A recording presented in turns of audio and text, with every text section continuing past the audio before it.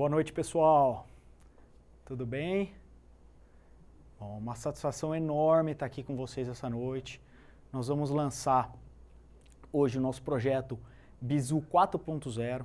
Essa live é chamada Chave da Aprovação. Nós vamos dar algumas dicas, alguns macetes, os códigos que você precisa para alcançar o tão sonhado título de especialista. Como é que vai ser a noite de hoje? Vou primeiramente fazer um resumo, né, dessa chave da aprovação. Depois vou falar uma aula sobre desordem venosa pélvica. O Sérgio Belzac vai falar uma aula que cai tanto na prova de endo quanto na prova de vascular, que é de material básico endovascular. Depois o Arthur vai fazer o lançamento oficial do curso, onde nós vamos abrir a inscrição, precisamente, daqui a pouco.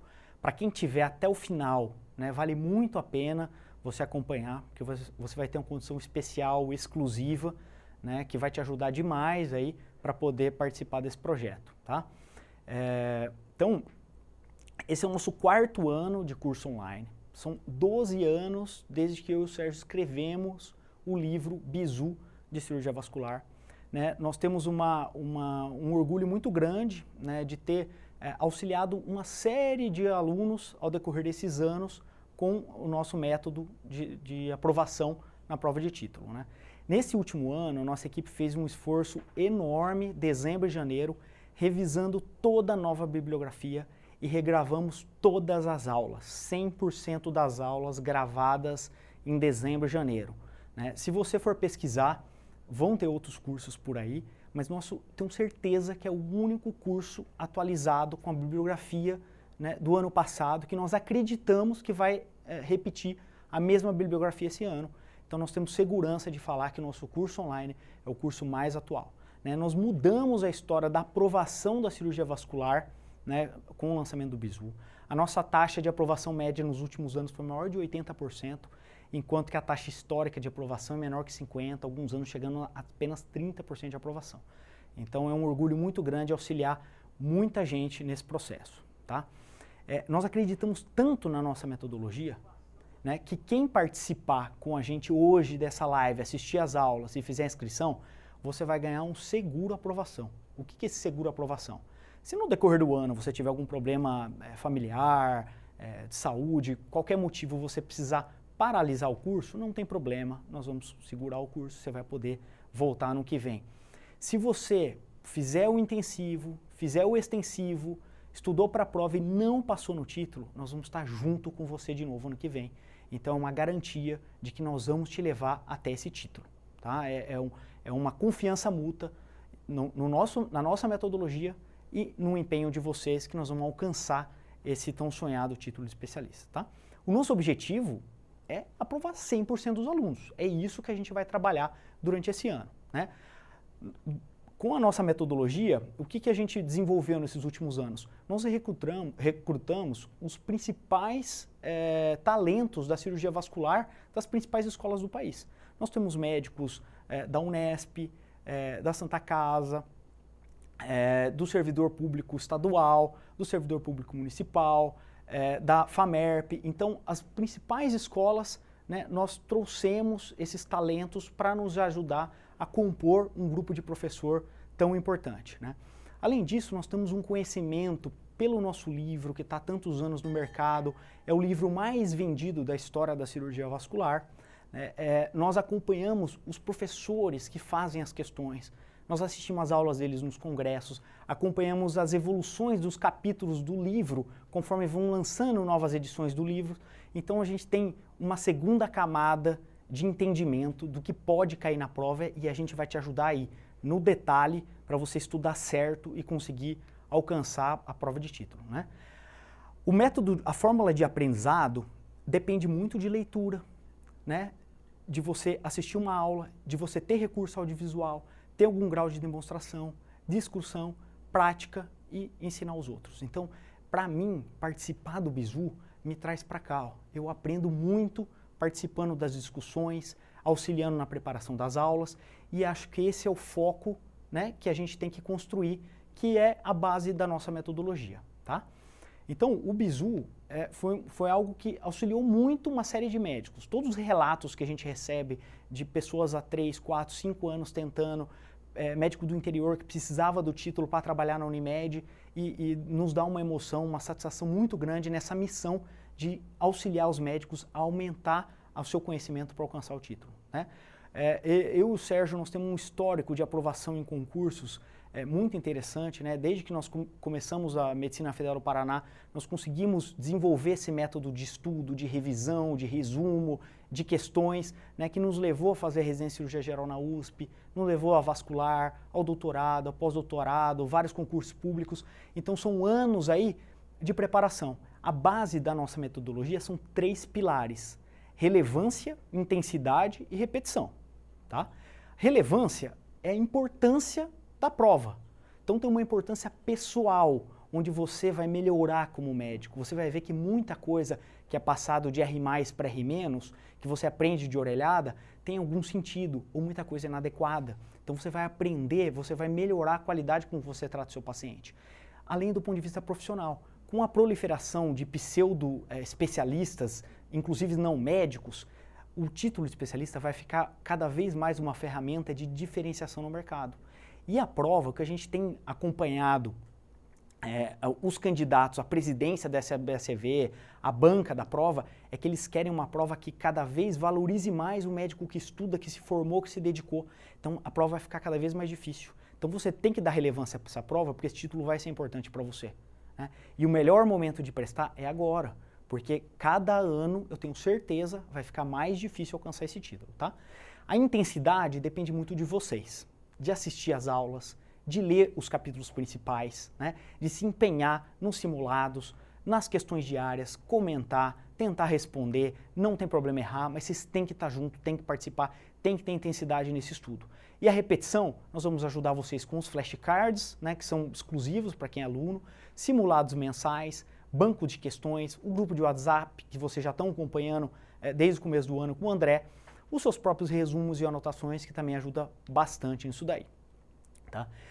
O curso, ele tem 2 modalidades de curso, né? O extensivo, que começa agora, então são aulas que você pode assistir online, no browser ou no próprio aplicativo, você pode baixar no Google ou na loja do Android, então tem o aplicativo Bizu, você faz seu cadastro, né? Vai ter seu login e sua senha, você vai conseguir assistir as aulas lá no aplicativo, no carro, dirigindo, no plantão, onde você quiser. Então esse é o extensivo. Com o extensivo você vai participar do grupo de WhatsApp, dos simulados, né? A gente vai estar junto com você ao longo do ano. 4 dias antes da prova, a gente faz o intensivo de véspera, tá? O intensivo é separado do extensivo. Você pode fazer só o extensivo ou só o intensivo. O intensivo, tem muita gente que fez o intensivo, o cara não conseguiu estudar durante o ano, fez o intensivo e passou na prova. Então nós temos vários relatos assim, vale muito a pena, só que o melhor é o pacote de aprovação. É quando nós somamos o intensivo e o extensivo. Além disso, o aluno ganha um livro Bizu, né, que vai ser enviado para sua casa, né, e com esse pacote de aprovação, a gente tem uma certeza absoluta que se você estudar um pouquinho, ler todas as aulas, fizer todos os exercícios, eu tenho certeza que você vai passar. Se você não passar, ano que vem nós vamos pegar você pela mão e vamos fazer você passar na prova de título, de um jeito ou de outro, tá?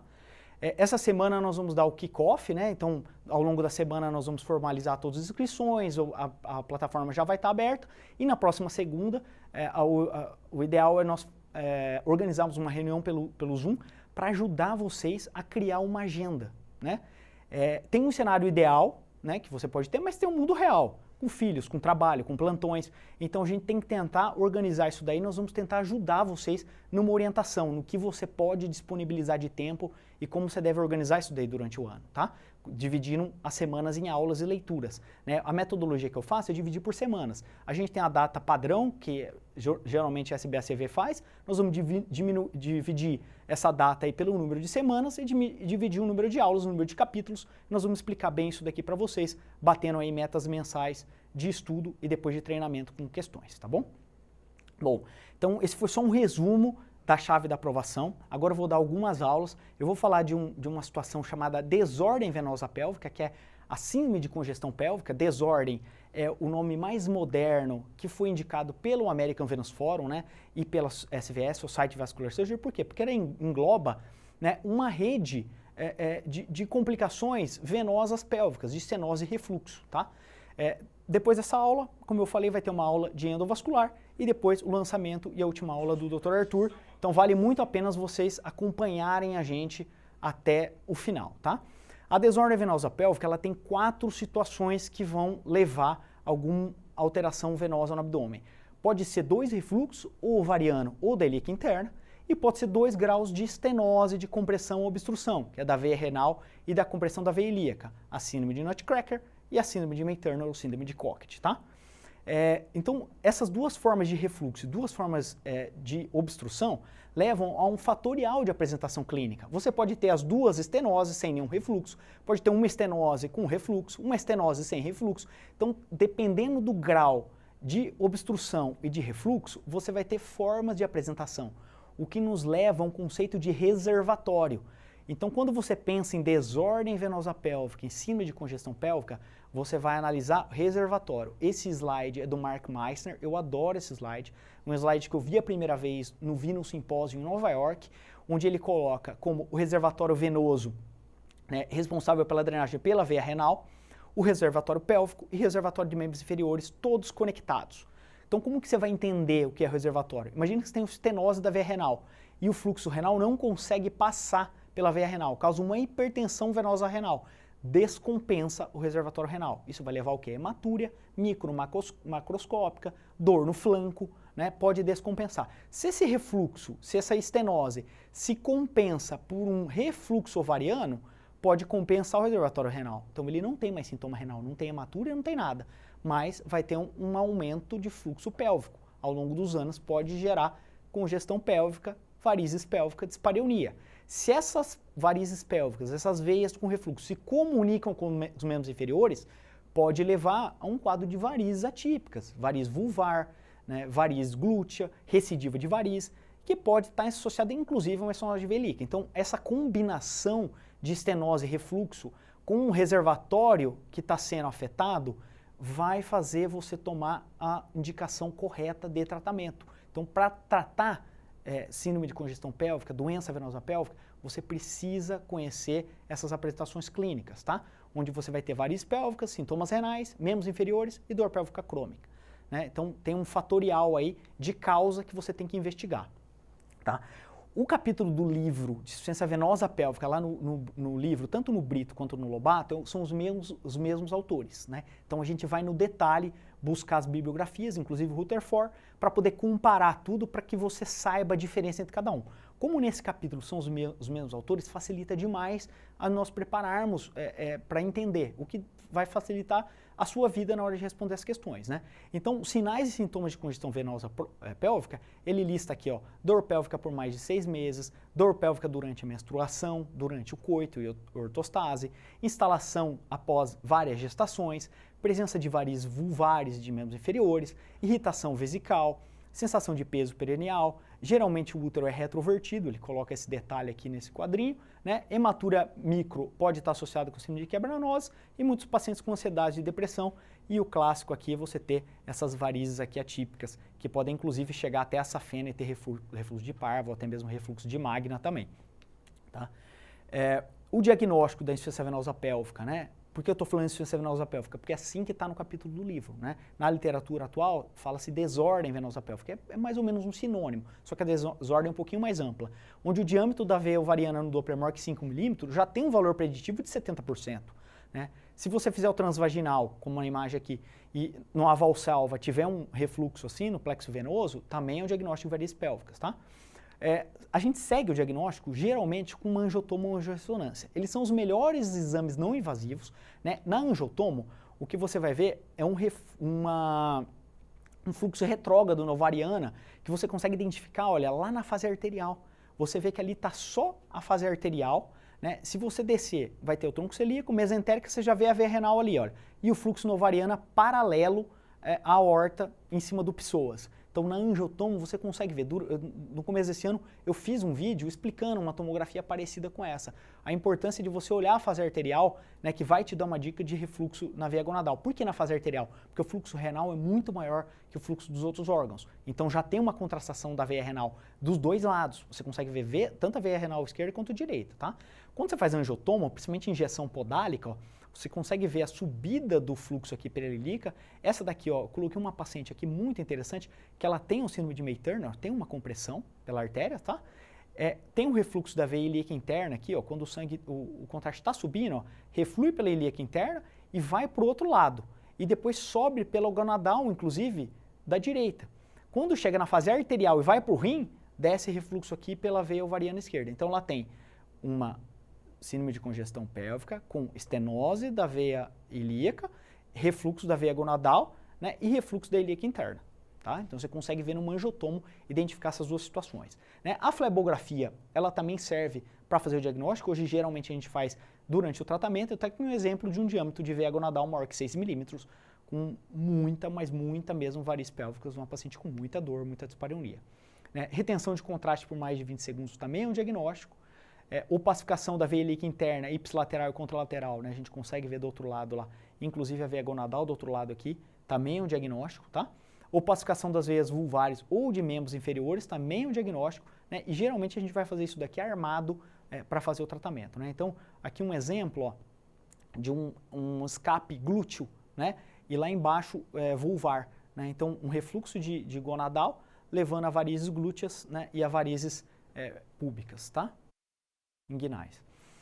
O que eles colocam no livro, né? Principalmente no do Lobato, ele coloca como tratamento inicial clínico, com hormonioterapia, psicoterapia, né? Por 6 meses, e depois intervencionista com várias opções, desde esterectomia até ligadura retroperitoneal, ligadura laparoscópica, né? E hoje a embolização percutânea, a principal técnica, né? Apesar de não estar ainda no rol da ANS aqui no Brasil, é a técnica mais utilizada para tratar. Você pode fazer o acesso pela jugular interna, pela femoral ou pelas veias do braço. Quando é só embolização, não vou usar AIVOS, nada, eu uso a veia basílica, como se fosse um acesso periférico aqui, você consegue fazer o tratamento. Você vai cateterizar a veia renal, vai fazer subtração, roadmap, vai cateterizar a gonadal esquerda, vai fazer angiografia. Se você tem suspeita de quebra-nose ou nutcracker, eles sugerem você fazer aferir gradiente de pressão, tá? Isso aqui é um pouquinho difícil da gente comprovar isso aqui na literatura. Depois, nas aulas específicas de nutcracker ou May-Turner, eu vou falar mais sobre isso daqui, né? Na varizes pélvicas, o que a gente vai fazer mais é angiografia e embolização mesmo, tá?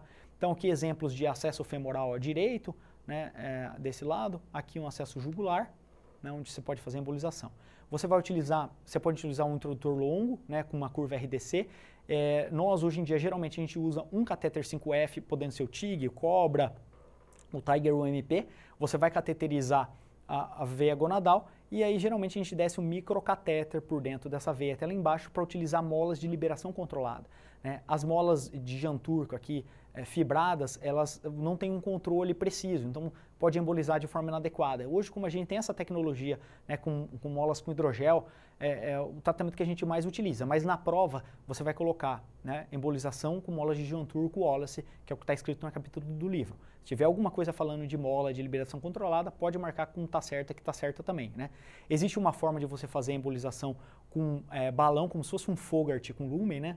Então, a gente tem uma dificuldade de ter isso daqui no Brasil, mas você insufla o balãozinho e injeta a espuma lá, é uma forma de esclerosar também, né? A forma mais utilizada é você fazer um sanduíche. Põe uma mola, faz espuma e completa com molas, tá? As molas têm que ser 2 milímetros maior que a veia e geralmente bem compridas, o ideal é maior que 20 milímetros de comprimento. Esses são os catéteres para cateterizar a renal que ele coloca no livro, né? Então o Sérgio vai falar um pouquinho de material básico, mas é bom vocês darem uma olhada aqui, quem for fazer a prova de endo, para lembrar. Eles não colocaram um TIG aqui, que hoje é o que a gente acha mais fácil para fazer renal quando vem por baixo, tá? Então a técnica sanduíche, como eu falei, mola, espuma e mola, você vai começar o mais distal possível. As molas têm que ser de 10 a 20 milímetros, né? E bem compridas. Ela tem que ser pelo menos 2 milímetros maior que o vaso, o ideal é um pouquinho maior. Aplicação da espuma, geografia de controle, e você vai considerar mola e espuma para pontos de fuga. Então, um exemplo aqui, a gente descendo o mais distal possível com microcatéter, né? Geralmente o que a gente faz? A gente coloca uma mola 3D, injeta espuma depois, e vai puxando as molas, liberando as molas controladas até aqui a cerca de 1 a 2 centímetros da veia renal, para evitar que uma embolização para a veia renal. Se ficar um coto muito grande, né, tem um risco teórico aqui de fazer um trombo e poder dar uma embolia pulmonar. Né, então a gente deixa bem próximo. Cuidado com a anomalia de veia renal anular, veia renal retroaórtica, né? Ou às vezes a veia gonadal ela é dupla, né? Você vê, a gente embolizou um lado lá e tem uma outra veia aqui, ó. Isso é uma das causas de recidiva. Aí o que a gente faz? Desce com o microcatéter aqui desse outro lado e emboliza aqui também. E aí essa é a imagem final, ó. Uma embolização bem perfeita, né, bem próximo da renal lá, 1 ou 2 centímetros de diferença, tá? Lembrando que a gente tem veias renolombares que muitas vezes você tem um nutcracker associado e você não quer tratar o nutcracker, não tem indicação, né? Você vai fazer a embolização, mas você tem que deixar essas veias renolombares muitas vezes abertas, porque senão você pode descompensar o compartimento renal, né? Tem situações como esse caso, ó, de um nutcracker, onde você tem uma veia renolombar ascendente, ó, que praticamente resolve o problema renal. Então, essa paciente não tem problema de fluxo nenhum, porque não vai para a pelve, né? Vai pelo sistema ásigo hemiásicos e acaba desembocando lá em cima, na cava superior. Tá? E veia ilíaca interna? Não se emboliza a veia ilíaca interna. Tá? O risco de uma mola aqui para o pulmão é gigantesco. O que você vai fazer são ramos dela, colocar algumas molas e usar muita espuma para fechar essas comunicações. Tá? Então, um exemplo aqui de variz posterior, né, de coxa, pontos de fuga, onde você vai cateterizar a obturatória, tributárias da pudenda e glúteo inferior. Essa que você vai buscar. Flebografia com balão oclusor excepcional, né? Você pode travar um balão lá e injetar bastante espuma, né? Como eu falei, a gente tem um pouquinho de dificuldade, né? E vai utilizar esse composto aí de espuma e molas, tá? Então aqui alguns exemplos de pontos de fuga, né? Ponto obturatório, o ponto glúteo e lá um ponto perineal, tá? Pudendo, tá bom? Como eu falei, então, nós temos uma fatorial de apresentação, né? Que pode estar relacionado com obstrução e nutcracker. Hoje, não temos tempo suficiente para falar sobre tudo isso, né? Nós vamos nos aprofundar em May Turner e nutcracker durante o curso, né? Nas aulas específicas disso daqui. Então, lembrando o nosso conceito mais importante de hoje, que é o conceito de reservatório e a forma como você tem as estenoses e refluxos vai influenciar o tipo de tratamento que você vai fazer, tá? Então, você pode ter compressão associada, além da desordem pélvica, ilíaca ou renal. Essas compressões, elas são permissivas. O que é isso? A pessoa vive 20, 30 anos sem dor nenhuma, de repente pode ter uma trombose ou aumento das sinéquias, uma gravidez, né, uma descompensação e começar a ter dor, edema na perna ou dor, edema pélvico. Então, tem uma relação de nutcracker, de May Turner com variz pélvica, como nesse exemplo aqui, ó. Um baita nutcracker, né, uma compressão da veia renal pela artéria mesentérica, você vê que está na fase arterial, e descendo um baita refluxo aqui venoso pélvico até as varizes aqui periuterinas, tá? Para fazer esse diagnóstico, saber se a gente tem estenose ou não, é o IVUS, tá? Para quem for prestar prova de endo, super importante, tem caído muito a importância do IVUS no território venoso. Diferente do sistema arterial, a gente não vai usar a regra de 70% para ser uma obstrução significativa. Com 50% já tem um efeito hemodinâmico, então a nota de corte para você definir ou não fazer o tratamento, geralmente no sistema venoso, é de 50%, tá? Então vou mostrar um caso aqui de um IVUS, para quem nunca viu, né? Um videozinho mostrando um IVUS no 0,18, mostrando uma estenose, a veia renal lá, aqui ó, a aorta, aqui já estamos na veia renal. Então você consegue ver a veia renal comprimida entre a aorta e a mesentérica, tá? Aqui um caso de IVUS na ilíaca, né? Então nós estamos com o IVUS 0,35 subindo aqui, ilíaca externa, ilíaca comum, você vê que tem uma impressão da ilíaca ipsilateral, a ilíaca no reto peritônio começa a ficar um pouquinho achatada e vai passar em cima dela agora a artéria ilíaca contralateral, ó, fazendo a compressão significativa e agora nós entramos na veia cava, né? A gente utiliza o IVUS também para conferir se foi tudo certinho, tá? Então aqui nesse exemplo, nós vamos ter aqui da cava eu descendo e o stent aberto e a artéria ilíaca passando lá em cima. Então, para confirmar que nosso implante de stent foi adequado. Então, o IVUS auxilia demais nisso daí, né? Aqui um exemplo de utilização do IVUS, né? Onde a gente pega lá da esquerda o ponto de compressão máximo, aí a gente clica aqui no cadeadinho, puxa ela aqui até a melhor veia ilíaca, aí ele fica com as duas medidas e você consegue saber o grau de estenose aqui, 72%, né? Então e depois aqui do implante do stent, a gente aumentando a área aí, que era de 59 para 238 milímetros quadrados, né? Você consegue avaliar se for bem colocado ou não.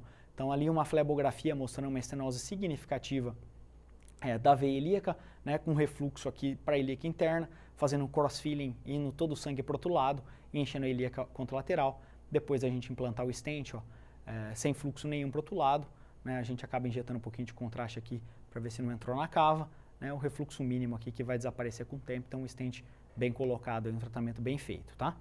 Então, para finalizar, um casinho clínico aqui para a gente discutir e entender os conceitos que eu passei hoje, tá?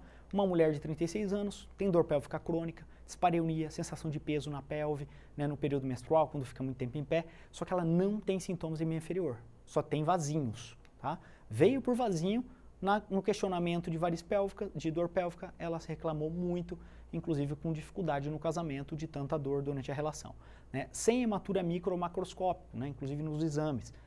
Não tem endometriose, né, já foi pesquisada, ninguém achava a causa sem endometriose e sem doença inflamatória pélvica. No Doppler, nós identificamos varizes pélvicas e refluxo gonadal. Angiotomo foi feita fora, uma possível estenose de veia renal foi inconclusiva, resolvemos fazer uma flebografia diagnóstica.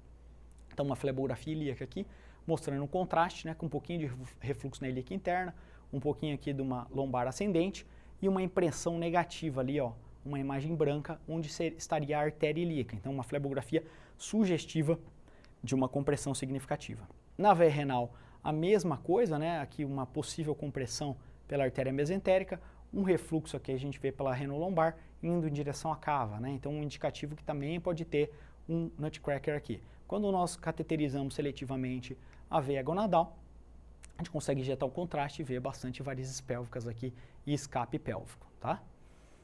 Na ilíaca interna, pouco refluxo, pouquinhos ramos, não é a causa principal dela de problemas. Então, fizemos o AIVOS, né, mostrando aqui aquela relação que eu falei, uma estenose maior que 80%. Fizemos um AIVOS na veia renal também, não tem gradiente pressórico, tá? E uma estenose de 69% na veia renal, né? A pergunta, uma mulher, 36 anos, com dor pélvica crônica, dispareunia, não tem sintoma inferior, não tem hematúria, tem nutcracker e tem Mayturna. Você vai tratar o quê? Vai colocar o stent? Né? Hoje, nós temos um grande questionamento entre as compressões da veia renal, compressão da veia ilíaca e fluxo gonadal. Hoje, a nossa indicação é não colocar o stent em situações assim que não são muito sintomáticas, que o compartimento renal está estável. O que a gente vai fazer? Evitar o uso de stent renal, né? Vamos fazer a embolização das varizes pélvicas e vamos acompanhar essa paciente para ver se o compartimento renal vai se comportar bem ou vai ter alguma descompensação no futuro, tá? Esse é o nosso racional, então. Obrigado por ter nos acompanhado até aqui, tá? Vou dar 2 minutinhos aqui só para a gente trocar o professor e vamos dar uma continuidade com a aula do Dr. Sérgio Belzac. Até daqui a pouco. Olá, boa noite. É um motivo de orgulho para mim estar aqui, é um privilégio fazer parte desse time. Então, você que vai fazer a prova de vascular, essa aula é para você. Você que vai fazer a prova de endovascular, essa aula também é para você, certo? A gente pegou uma interface entre as duas provas aqui, então é um tema muito importante. Fica aí, presta atenção que vai estar na sua prova. Vou aproveitar o gancho para lembrar que, então, você pode agora se inscrever a partir da próxima aula, também agora no curso para a prova de título de endovascular, tanto o intensivo quanto o extensivo, quanto preferencialmente o pacote aprovação. Novidade boa chegando aí. Vamos lá, então vamos falar sobre os dispositivos de embolização. Esse é um tema, então, recorrente na prova de título. E a gente separou o que mais cai para fazer essa aula macetosa aqui para vocês, tá bom? A embolização nada mais é do que você ocluir um vaso, seja uma oclusão local, seja uma oclusão extensa, seja uma oclusão temporária ou seja uma oclusão permanente. Aí, para você poder entender e indicar a sua embolização, você tem que entender a fisiopatologia da doença que você vai tratar, o papel da embolização frente a outras terapias, a identificação do alvo e a escolha do agente. Vou pegar um exemplo. Vamos falar de embolização hepática.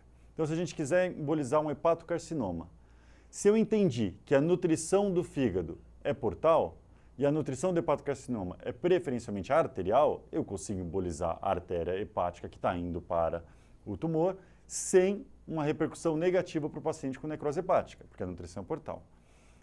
Agora, se eu quero fazer uma embolização portal para desenvolvimento, por exemplo, do outro lado do fígado, eu tenho que entender a identificação do alvo. Como que eu faço para chegar lá? Dá para você chegar pela veia porta normalmente por um acesso percutâneo periférico? Não. Você acaba fazendo uma punção percutânea transhepática, transesplênica, jugular através do fígado. Então, a gente entender como chegar lá faz parte do processo, né? Você pode fazer uma embolização exclusivamente mecânica, colocando uma esfera, uma mola, um balão destacável, alguma coisa assim, ou você pode aproveitar esse seu agente embolizante e fazer outros efeitos. Por exemplo, você pegar uma esfera carregada com quimioterápico.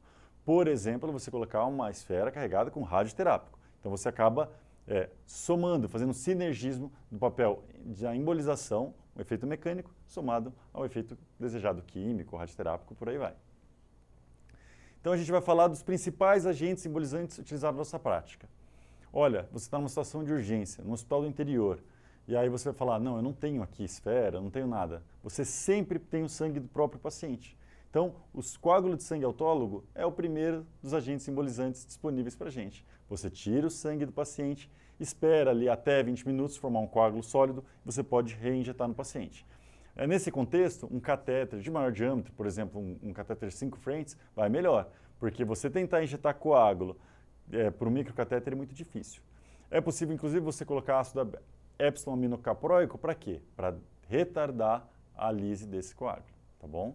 Então, esse pode ser uma boa estratégia para hemorragia gastrointestinal, trauma pélvico, trauma renal, priapismo pós-traumático, ou seja, é um agente embolizante amplamente disponível. Por falar em agente amplamente disponível, é muito comum nos hospitais ter as esponjas de gelatina, seja esponja Stan, o Gelfan, para que o cirurgião geral do aparelho digestivo, urológico, acaba usando para fazer a hemostasia dessa cirurgia. Então, você pode utilizar essa esponja de gelatina, se ela estiver em pó ou mesmo se ela estiver em quadrado, misturar isso com contraste e usar como agente embolizante. E aí já fica um detalhe que já caiu na prova de título, esponja de gelatina é uma embolização temporária. Então, há uma tendência a isso ser absorvido e esse paciente, ao fazer um exame angiográfico depois, o segmento embolizado, ele volta a ter perfusão. Aqui é inclusive a gente fazendo, né? Muitas vezes em embolização de mioma a gente acaba usando esponja de gelatina com excelentes resultados, inclusive tem uma literatura vasta aí da África, até mesmo literatura japonesa mostrando bons resultados para embolização de mioma com esponja de gelatina. Aí a gente pegando o nosso Gelfan, ralando na cubinha, colocamos contraste e tal qual fazendo espuma de polidocanol, usamos para injetar, para fazer a embolização do nosso paciente. Aí uma dica, se esse paciente precocemente fizer algum exame de imagem, seja lá por qual motivo, vai ver gás no órgão que foi embolizado. Isso não é sinal de complicação, isso não é sinal de infecção. Mas certamente um radiologista ou um médico do PS desavisado ao ver essa imagem vai colocar um sinal de alarme e nada mais é do que a sua espuma que você fez com o Gelfan, por isso que na imagem pode dar essa falsa impressão, tá bom? A esponja de gelatina em pó, ela tem uma certa vantagem, uma facilidade para sua utilização. Vamos falar agora dos líquidos esclerosantes. Então, esses líquidos eles têm um efeito de embolização, de lesar o endotélio e a exposição das camadas mais internas do vaso promoverem uma fibrose, uma trombose no local, né? No nosso dia a dia a gente usa o polidocanol, usa a glicose hipertônica, não deixa de ser um agente esclerosante, né? E na nossa embolização mais em cirurgia endovascular, a gente acaba usando o álcool absoluto. E esse fator irritativo acaba fazendo uma embolização, inclusive, de todo o vaso até distalmente. Então, pega vasos de grandes diâmetros. Importante a gente lembrar, né, que a dose máxima, 1 ml por quilo por sessão, sendo que agora, nessa última edição do Brito, inclusive, ele fala que o máximo que pode ser feito é 40 ml por sessão, e isso aí já apareceu numa assertiva de uma questão da prova de endovascular. Então vamos gravar esse valor aí, 40 ml é o máximo que você pode fazer numa sessão utilizando o álcool absoluto. Os plugs vasculares, que são esses dispositivos cilíndricos, flexíveis, a gente pode gravar que um plug desse pode substituir até 8 molas. Então tem até uma vantagem econômica nesses casos. Se você, ao utilizar um plug, você pode substituir 8 molas, acaba ficando um pouco mais barato. O plug tem uma outra vantagem, a sua precisão de liberação.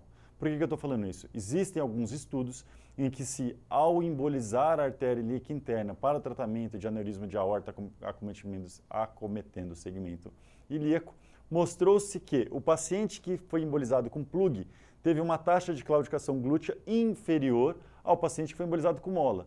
Por que disso? Porque a mola ela não tem uma embolização tão precisa quanto o seu plug vascular. O plug ele fechava simplesmente o tronco da artéria ilíaca interna e a mola ela acaba entrando uma perninha por um raminho ou outro, por isso que a taxa de claudicação glútea foi maior nesses pacientes.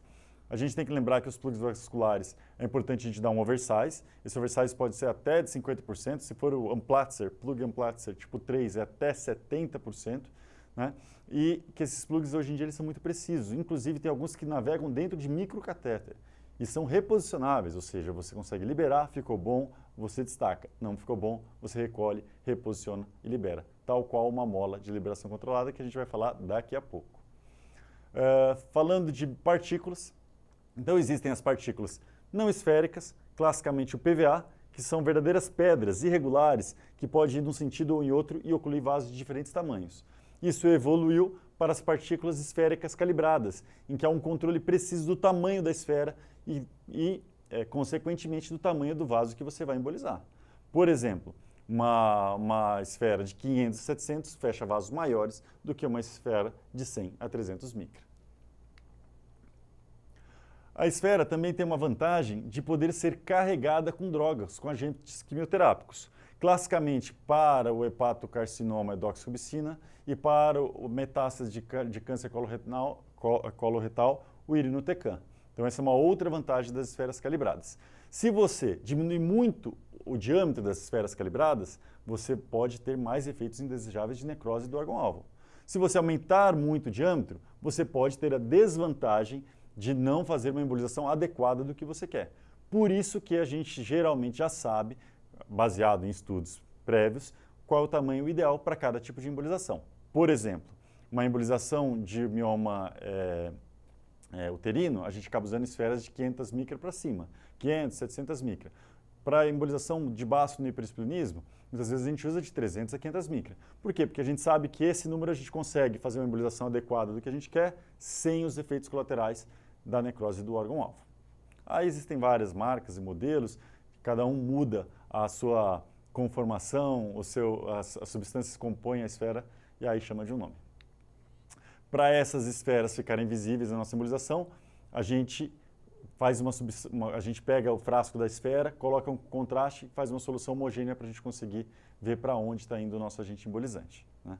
A gente tem que lembrar que quando a gente carrega uma esfera com droga, ela quadruplica o seu tamanho. Então, por exemplo, uma esfera que vai de 50 a 100 micras pula para 200 a 400 micras na hora que a gente carrega, por exemplo, a esfera com doxorubicina para quimioembolização do hepatocarcinoma. Agora vamos falar dos agentes embolizantes líquidos, as colas, os polímeros, que são os polímeros adesivos, porque a gente também tem os polímeros não adesivos, né? Os polímeros adesivos mais utilizados, mais comuns, é o Glubran e o Stoacril. Existe uma certa expertise, uma curva de aprendizado para você utilizar esses agentes. Por quê? Porque dependendo, por exemplo, uma malformação arteriovenosa que tem um fluxo muito alto, você quer que a sua cola polimerize mais rápido.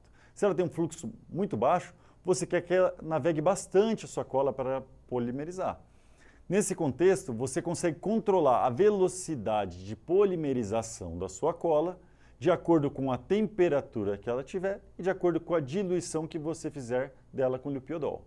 Por que o lipiodol? Porque o lipiodol dá radiopacidade para a sua cola.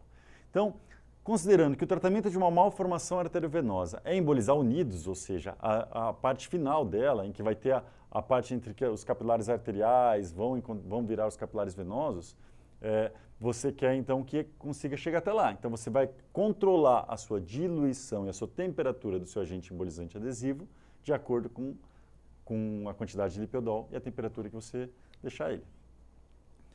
Os polímeros não adesivos, por sua vez, ônix, fio, squid, eles apresentam uma vantagem de já ter a sua formação pronta, a sua densidade. Por exemplo, 18, 34, que é quanto ele é mais denso em relação à água. Então, se você quer tratar, por exemplo, uma malformação arteriovenosa de alto fluxo, você, a princípio, vai pegar um agente embolizante desses aí, mais denso. Se for de baixo fluxo, menos denso. Isso você já consegue solicitar para o representante ali para abrir para você na hora o certo, né? Existem algumas diferenças entre esses três agentes, né? Entre o fio, o squid e o ônix.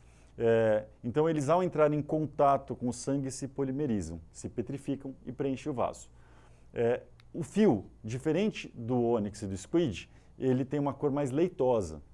Então, por exemplo, se você for fazer uma embolização de uma malformação perto da pele, na face, alguma coisa assim, ele tem um risco muito menor de tatuar a pele. Então, esse seria um diferencial. Outro diferencial do fio em relação a esses agentes é que o fio não precisa de agitação prévia.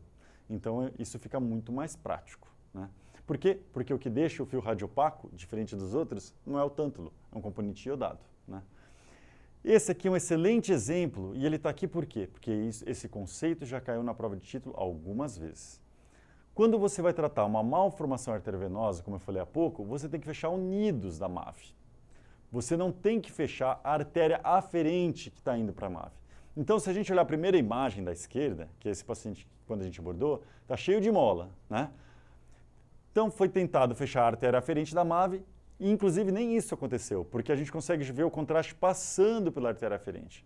Então, o que a gente fez? A gente atravessou com o microcatéter pela mola, jogou agente embolizante, o polímero não adesivo, o Onyx, para ir em direção ao unidos da MAV. Aí sim, fechou unidos da MAV e aí sim você tem um tratamento eficaz.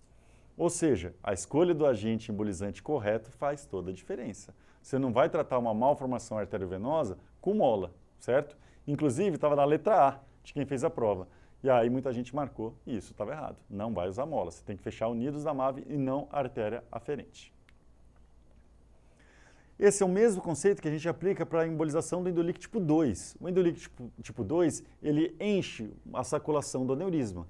Se você só fechar a artéria que está indo nutrir esse endolíquido e ela tiver uma outra via, você vai fechar o acesso para o endolíquido e não vai resolver ele.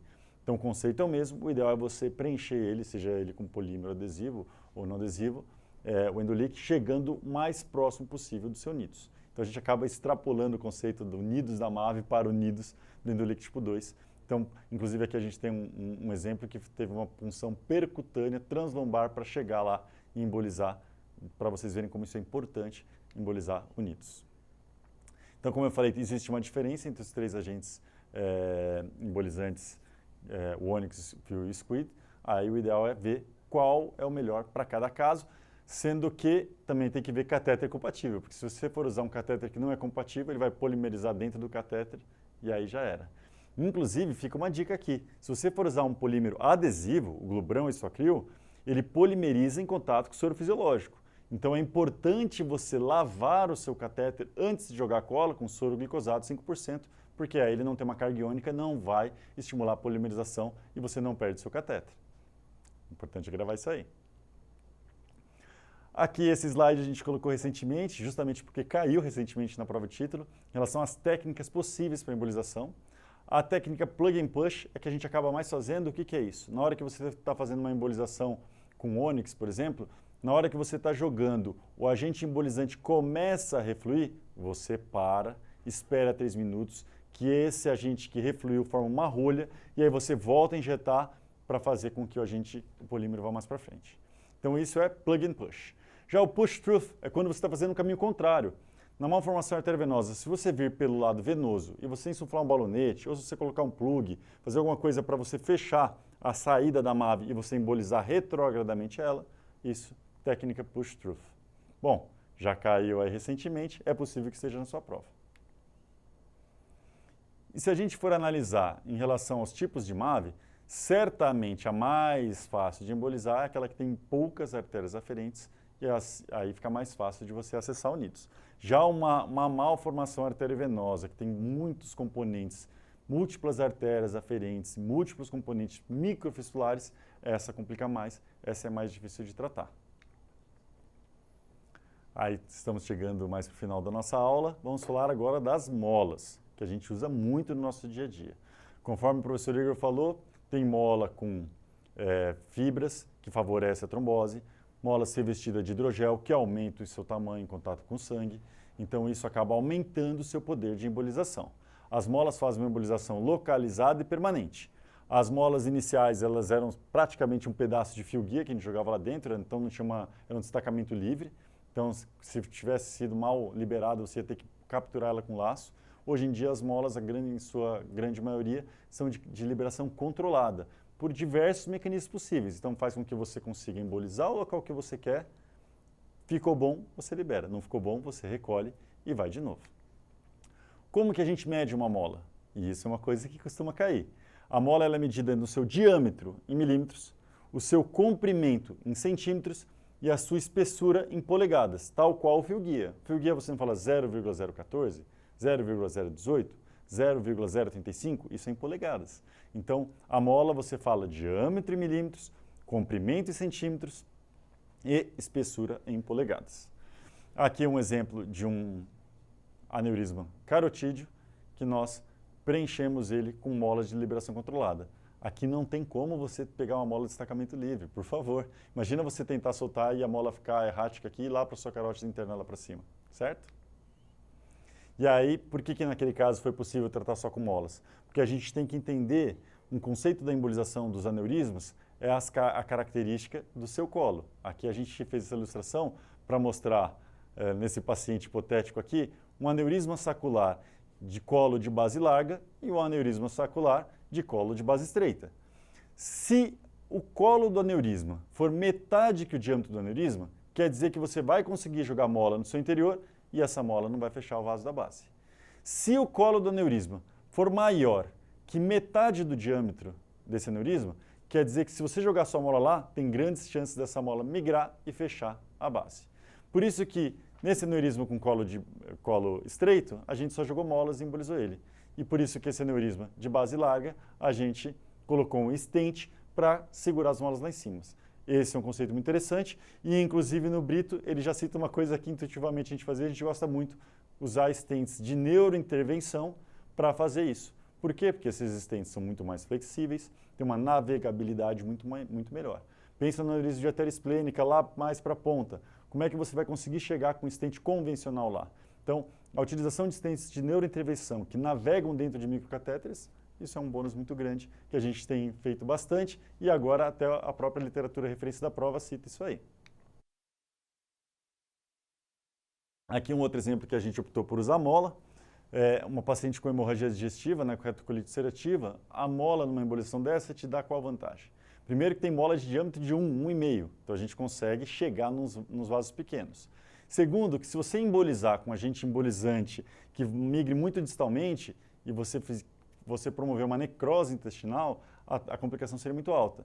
Então a mola, num conceito desse, nos deu a grande vantagem de conseguir embolizar um pequeno vaso de uma maneira bem seletiva, conseguir diminuir a pressão no local e controlar o sangramento do paciente. Bom, pessoal, ficamos por aqui. Queria agradecer mais uma vez a oportunidade. Nos vemos em breve por aqui e também no nosso curso intensivo presencial. Um grande abraço a todos.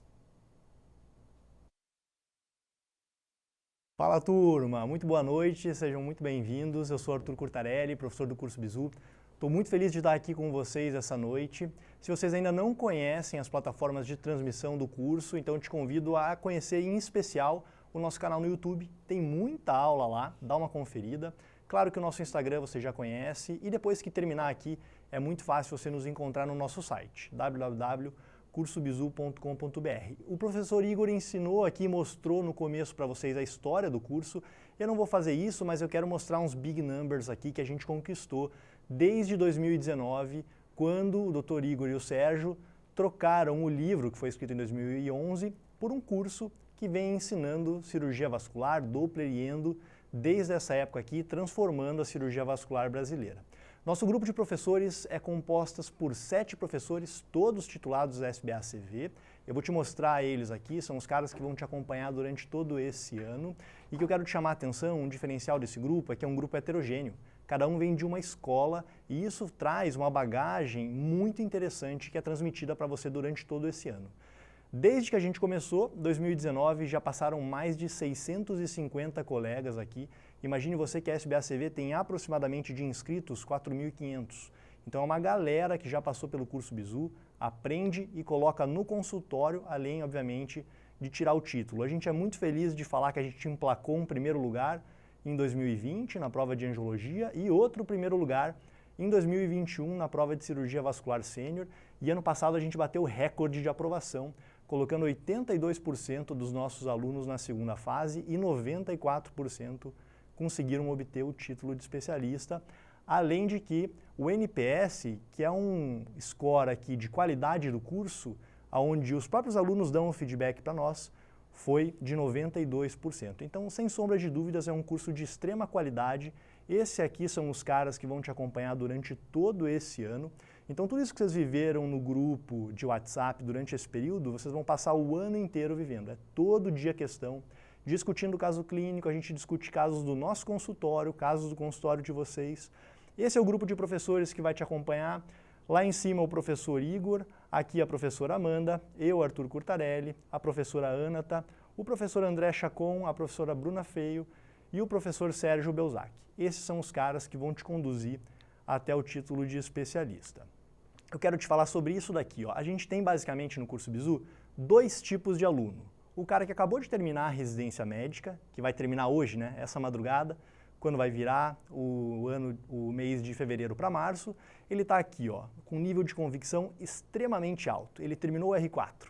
Ele acha que ele domina todos os conceitos. E a gente tem um outro tipo de aluno, que é o colega que já está há mais tempo no mercado de trabalho. Esse cara já não está estudando tanto. Ele tem um nível de convicção muito baixo aqui, ó.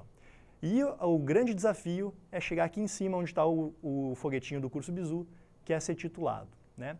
O cara que terminou o R4, a hora que ele senta para abrir o livro, ele percebe rapidamente que o nível de convicção dele vai cair, porque são 2 bibliografias, cada um com 2 volumes gigantes. O número de capítulos é enorme. E aí eles se juntam aqui, ó, nesse grande cânion de insegurança, onde o título fica muito distante. Qual que é a função de nós, professores do curso Bizu? Te conduzir até lá em cima. Não só com a parte teórica, que isso é claro que a gente vai te entregar, mas com uma metodologia de estudo. É muito difícil você chegar e conseguir ler todos esses capítulos sozinhos. Quem já pegou o Brito, quem já pegou o Lobato, vê a densidade dos capítulos e o tamanho da bibliografia. Então a nossa função é, com metodologia, te levar até lá em cima. E veja que essa linha, na verdade essa subida, ela não é uma linha reta, né? Ela sobe, depois ela desce, porque é assim mesmo que vai ser a trajetória de vocês esse ano. Tem época que a gente estuda mais, tem época que a vida social ou profissional demanda, a gente estuda menos. A nossa função aqui é todo dia pingar uma questão no teu grupo de WhatsApp, é todo dia te lembrar que você tem um capítulo para ler, uma aula para assistir online.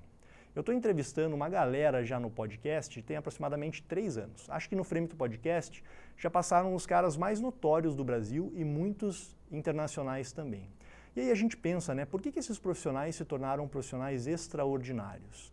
E a gente chega nessa metodologia aqui, ó, os 4 princípios de um profissional extraordinário. E eu acredito que todos vocês possam ser profissionais extraordinários também. Basta apenas consciência, inconformismo, consistência e, é claro, né, tirar do papel aquilo que você quer fazer. Consciência do problema todos nós temos. A prova de título hoje, ela é mandatória. Todos nós temos que ter. Acho que ninguém aqui não tem consciência disso.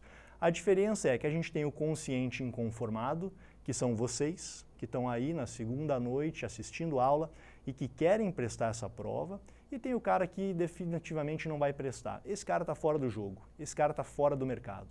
A diferença de quem define o que vai prestar é o cara que é inconformado e consistente, aquele cara que vai estudar o ano inteiro. Esse aqui é o aluno do Bizu. É o cara que se inscreve hoje à noite, que faz a matrícula e que ele começa a assistir às aulas nessas semanas, começa a ler os capítulos, resolver as questões. Esse cara aqui executa e chega no título. Quem fica aqui, ó, inconformado e inconsistente, esse curso não é para mim, eu vou sozinho, vou ler a bibliografia sozinho. Esse cara aqui dificilmente chega no título, porque é extremamente árduo. E é sobre os cursos que eu quero te mostrar agora. Então, o Bizu hoje é uma plataforma de conhecimento, a gente tem curso para todos os títulos da SBACV. Se no futuro você tiver interesse em conhecer o Bizu Doppler, você é nosso convidado. Mas hoje eu quero te falar do curso de Angiologia e Cirurgia Vascular e do mais novo curso do Bizu, que é o título de Cirurgia Endovascular e Angiorradiologia. Vou passar rapidamente aqui sobre eles, tá? Primeiro, para você que esse ano vai prestar Angiologia ou que vai prestar cirurgia endovascular. Esse curso aqui é feito para você. A gente regravou todas as aulas esse ano, 2023. A galera está exausta aqui no estúdio de tanto que a gente gravou. Deu mais de 4.000 horas de gravação aqui dentro. O curso extensivo tem 80 aulas e o intensivo 4 dias de aula ao vivo. Está tudo online nesse curso aqui. A gente acabou de modificar a plataforma, então agora lá tem um banco de questões onde você consegue montar sua própria prova. Eu quero resolver só questões de anatomia. A plataforma vai te entregar isso. E se você se inscrever nas primeiras 48 horas, a gente garante a tua aprovação e você pode refazer o curso ano que vem, caso você não passe. Garanto que não tem ninguém mais fazendo isso no mercado. A gente garante a tua aprovação. Olha só o que a gente vai te entregar no curso extensivo. Esses são os módulos. Então tem um grande módulo de anatomia fundamental, tem um grande módulo de fisiologia, que às vezes a gente deixa de lado, acha que não é importante, que é ir direto para o aneurisma da aorta abdominal. Mas não é exatamente assim que a prova cobra. Isso aqui é fundamental para vocês. É tão fundamental que esse ano a gente introduziu uma aula de embriologia. Ninguém mais tem aula de embriologia, só o curso Bizu colocou. Avaliação pré-operatória, um monte de fisiologia, semiologia direcionada, exames complementares, um módulo de farmaco aqui ó, enorme, que cai demais na prova. E a gente sabe que a maioria das residências do Brasil não ensina nada disso, né? A gente não aprende fisiopatologia na nossa residência, a gente aprende mesmo a resolver problema. Então esses 4 primeiros módulos aqui são fundamentais para a tua aprovação. Se você domina isso daqui, você provavelmente vai ser aprovado. Na sequência tem um módulo mais prático de habilidades básicas em cirurgia vascular, com amputação, fasciotomia, classificação ao Wi-Fi, complicações, anticoagulação e profilaxia, filtro de veia cava inferior. Tem aulas exclusivas para a turma que quer fazer o pacote aprovação, na base de endovascular, angiosoma. Um grande módulo aqui venoso separado em 2, uma parte só de trombose, uma parte aqui de doença venosa crônica. Olha como é que a gente colocou trombose aqui, ó. Tem profunda, tem superficial, tem de sítio inusitado, ninguém mais tem essa aula. Trombose associada a catéter e dispositivos, cai bastante isso daqui, porque é da nossa prática, né? Pode tirar o Shire trombosado, pode usar o Shire, a PIC que está com TVP, está tudo nessa aula aqui.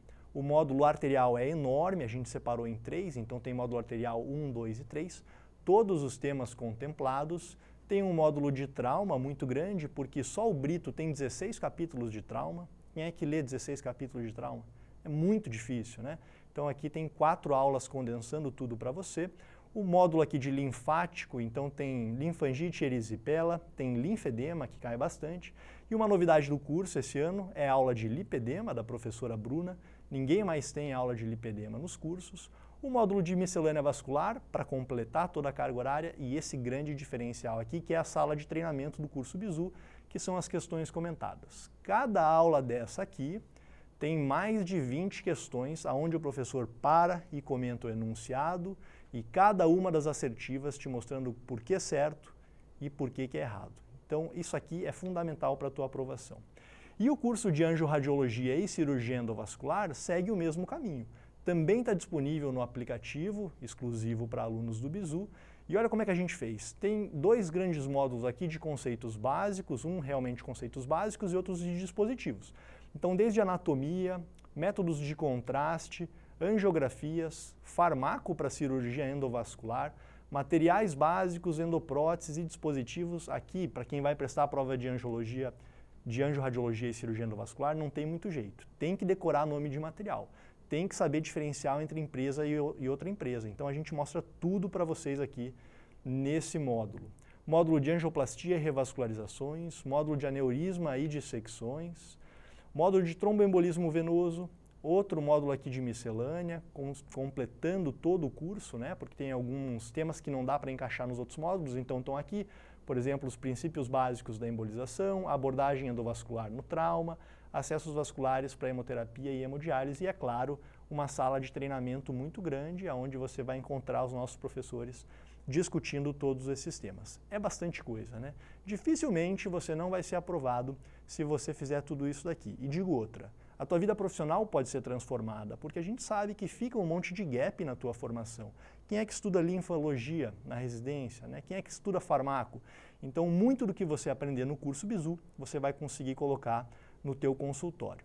Nas primeiras 48 horas, você vai ter um grande desconto, esse desconto não vai voltar a acontecer durante o ano, e você pode se inscrever a partir de agora, que você vai receber o link aí no teu grupo de WhatsApp, o pacote de aprovação do curso de angiologia e cirurgia vascular, por 12 vezes de 829, ou à vista, por 8.991. Presta atenção, porque você pode encontrar outras oportunidades que são diferentes da nossa. Você possivelmente vai encontrar um curso extensivo. O que eu estou te propondo aqui é um curso extensivo, mais um curso intensivo, mais um livro e mais um monte de aula bônus por este valor aqui. É diferente. E ainda, se você se matricular nas primeiras 48 horas, para o curso de angiologia e cirurgia vascular, a gente garante a tua aprovação. Se você não passar em 2023, você pode refazer o curso em 2024 sem custo nenhum. E se você vai prestar a prova de angiorradiologia e cirurgia endovascular, o curso Bizu Endovascular está aqui para você, pelo valor de 12 vezes de R$ 704,75, ou à vista R$ 7.110. Os dois links estão sendo enviados agora pelo WhatsApp para você e já está aberta a inscrição. Te reforço de que isso daqui não vai voltar a acontecer durante o ano, é a única oportunidade com essa porcentagem de desconto pelas próximas 48 horas. Bom, eu vou falar para vocês rapidamente aqui para a gente encerrar essa nossa live de lançamento sobre aneurisma de artéria poplítea. Estava querendo colocar o tema aqui como aneurismas periféricos, mas é muito extenso, então a gente pegou o que mais cai de aneurismas periféricos, que é aneurisma de artéria poplítea. E para você definir o que é um aneurisma, o que é uma ectasia, você tem que saber mais ou menos o diâmetro básico de uma artéria saudável. Então se a gente pega, por exemplo, aqui, ó, a artéria femoral comum, ela tem habitualmente de 5 a 8, de 6 a 9 milímetros saudável. Se eu sei isso, eu sei que com 50% a mais, ela vai se tornar um aneurisma. Então se eu pego, por exemplo, uma artéria femoral comum que tem 8 milímetros saudável, a partir de 12 ela torna-se aneurismática. E nesse gargalo ali, entre 8 e 12, ela é uma ectasia. Tem que conhecer esses fundamentos, tá? Quando a gente fala de aneurismas de artéria poplítea especificamente, a gente está falando de prevalência de 1% da população acima de 65 anos. Então é extremamente rara a doença. Para nós vasculares, tem um pouco mais, chega um pouco mais no ambulatório, mas já está enviesado, né? O que você tem que saber aqui? Que é o principal aneurisma periférico, muito prevalente em homem e tem íntima associação com aneurismas da aorta abdominal. Então o examinador gosta muito de cobrar esse conceito para você. Se você está anotando, já começou a estudar, então anota aí, ó, todo aneurisma de artéria poplítea diagnosticada tem que pesquisar um aneurisma de aorta abdominal e tem que pesquisar um membro contralateral, porque a taxa de prevalência de associação bilateral é extremamente alta, e a associação com aneurisma de aorta abdominal também é alta. Agora, o inverso não é verdade. Não é porque você encontrou um aneurisma da aorta abdominal que esse paciente vai ter um aneurisma de artéria poplítea. Então tem que tomar cuidado que o examinador gosta de usar essa pegadinha. Tem outra pegadinha aqui que a gente toma muito cuidado aqui no curso Bizu, que é trazer as diferenças de bibliografia para vocês. Essa dificuldade de estudar sozinho, não tem como você ler as duas, então provavelmente você vai escolher uma, né? E a hora que você escolher uma, você perde os conceitos da outra. Então veja que a etiologia do aneurisma de poplítea ela é diferente para o Brito e para o Lobato. O Brito fala que é degenerativo, enquanto que o Lobato fala que é aterosclerótico. E são coisas diferentes. O aterosclerótico está ligado exclusivamente à doença aterosclerose, enquanto que o degenerativo soma outros fatores, por exemplo, senilidade, tabagismo e uma série de outros fatores que levam eles a ser degenerativo. Normalmente essa doença é assintomática, está aqui ela, né, uma arteriografia, ó, a artéria poplítea suprapatelar, o grande aneurisma, e depois a poplítea aqui em P2 volta a ser saudável. Quando ocasiona sintoma, o principal sintoma é a embolização distal. Normalmente faz aqui o que a gente chama de trombo mural, porque o fluxo vai diminuindo de velocidade na parede do aneurisma e ali ele aumenta o atrito, vai formando um trombo mural e esse trombo mural pode fazer embolização. E aí o paciente pode fazer uma síndrome do dedo azul, por exemplo, ou pode perder o pulso periférico. E qual que é a mais complexa? É quando oclui. Então quando oclui vira um pepino, porque a artéria poplítea é o grande caminho de sangue para a perna. Tem pouca colateral aqui, as geniculares não são suficientes para suprir. Então, quando oclui, a taxa de amputação é muito alta.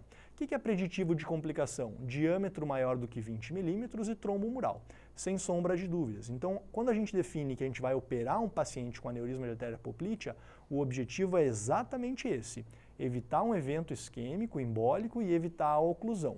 E dá para operar de diversas formas, né? Mas quem que você vai operar? Então isso aqui o examinador adora cobrar em prova. Se você está anotando, anota agora aqui, ó. Quem tem indicação cirúrgica? O paciente que está sintomático e tem trombo mural, e aí independe do diâmetro, porque ele está embolizando, então não dá para você largar um aneurisma que está fazendo sintoma lá. Ou se ele for assintomático, mas aí você usa diâmetro para saber se tem maior ou menor chance de complicação. E tem outra divergência de literatura.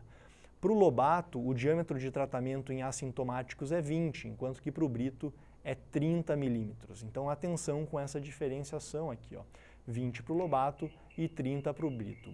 Quando você vai escolher o método de cirurgia eletiva, você pode fazer cirurgia tradicional aberta ou você pode fazer cirurgia endovascular. E se você for fazer cirurgia tradicional aberta, tem mais de uma forma de fazer isso. O que você vai usar para definir? Dentre vários critérios aqui, a altura do aneurisma. Então, se a gente pegar, por exemplo, a aula do curso Bizu de anatomia de membro inferior, lá a gente te ensina que a artéria poplítea é dividida em segmento P1, P2 e P3 e que você usa como critério para definir onde você está a patela. Então, na linha superior da patela, para cima é P1, atrás da patela é P2 e abaixo da patela é P3. Isso aqui é muito importante, vou te mostrar no próximo slide, porque a gente pode operar aneurismas de poplítea de forma tradicional aberta ou por cirurgia endovascular com stent revestido. Mas se for tradicional aberta, tem mais de uma forma. Você pode fazer acesso medial ou acesso posterior. E o examinador adora cobrar isso daqui para ver se você tem conceitos técnicos cirúrgicos, se você domina isso. Eu vou falar no próximo slide. Sobre cirurgia endovascular, o que a gente faz é excluir o aneurisma com um stent revestido. E aí te chama a atenção que você tem que ancorar o stent revestido numa área saudável e colocar numa outra área saudável. O raciocínio clínico aqui é exatamente o mesmo da anastomose. Você não faz anastomose numa área doente, então você não implanta um stent numa área doente. Mas possivelmente na tua prova a resposta vai ser cirurgia tradicional aberta. Os examinadores gostam que a gente opere aneurisma de poplítea. E aí, qual forma de operar? Então você vai escolher acesso medial sem exposição do aneurisma, quando você faz um corte na coxa, um na perna e puxa a veia safena magna de forma invertida, para os aneurismas pequenos sem colateral, porque aqui tem pouca chance desse aneurisma continuar sendo nutrido por uma colateral. É diferente daqui, ó. Se o aneurisma for grande ou tiver múltiplas colaterais, aí é melhor você abrir o saco aneurismático para fazer a correção, mesmo por acesso medial, o que não é muito fácil, porque na altura do joelho fica difícil acessar a artéria poplítea, né? E aí, se o aneurisma for menorzinho e estiver locado em P2, você pode escolher fazer acesso posterior. Então, se o cara te traz esses conceitos técnicos no enunciado e te pergunta qual que vai ser o acesso de escolha, você tem que saber a diferença, né? Você não pode fazer, por exemplo, um acesso posterior para um aneurisma que está em P1. Você não vai conseguir chegar via posterior para conseguir fazer controle proximal. Então, dá uma olhada aqui, ó, nas imagens que eu trouxe da professora Ana, tá? A exclusão de um aneurisma de artéria poplítea. Então, reparo proximal, reparo distal. Aqui a escolha foi fazer a abertura completa do aneurisma, porque possivelmente tinha muito ramo, ia continuar enchendo esse saco aneurismático, colocou a veia lá invertida e ainda optou por fechar o saco aneurismático, igual a gente faz na aorta abdominal. Por que escolheu dessa forma? Porque usou critérios anatômicos de escolha. É a mesma coisa que você vai usar para tratar via endovascular. Só que tratamento endovascular na tua prova é exceção da exceção, mesmo se for na prova de endovascular. Atenção, você vai marcar endovascular se no enunciado o examinador colocar muitas coisas de risco proibitivo para a cirurgia. É infartado, não vai aguentar a cirurgia, você encontra isso no enunciado, aí ele está te tendendo a marcar endovascular. E como é que você faz isso? Você coloca um stent revestido lá, né? Só que o stent revestido aqui, ele tem que ser autoexpansível, flexível, porque lembre-se que é uma articulação, então vai dobrar muito aqui.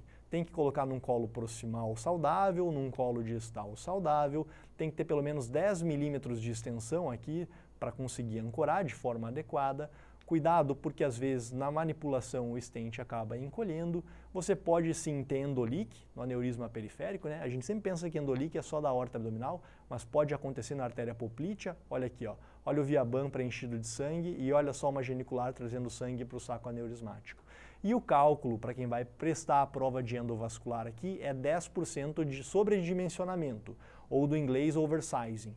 Então você coloca de 10 a 15% de sobredimensionamento no teu stent para que ele faça o adequado selamento. Mas te chama atenção de novo, padrão ouro para aneurisma de artéria poplítea é cirurgia aberta. E o nosso último slide para a gente encerrar essa live é o comparativo que a gente sempre faz aqui no curso Bizu entre as duas bibliografias. Então olha que legal essa tabela que o grupo de professores montou para você. Todos os aneurismas periféricos de membro inferior, comparando o diâmetro de tratamento no brito e do lobato. E aqui está o nosso dessa aula, ó, artéria poplítea. Nós tratamos os assintomáticos maior que 30 pelo brito e maior que 20 milímetros pelo lobato. Turma, parabéns por terem ficado junto com a gente segunda-feira à noite até aqui. Esse é o começo de uma trajetória que eu te convido a participar com os nossos professores do curso. Tenho certeza que se você topar entrar nessa com a gente, você vai sair lá no fim do ano, em novembro, em dezembro, um outro profissional. Não se trata apenas do título de especialista. Isso aqui é definitivamente uma transformação profissional para vocês, tá bom? Eu te vejo no grupo de alunos matriculados na próxima semana. Tchau!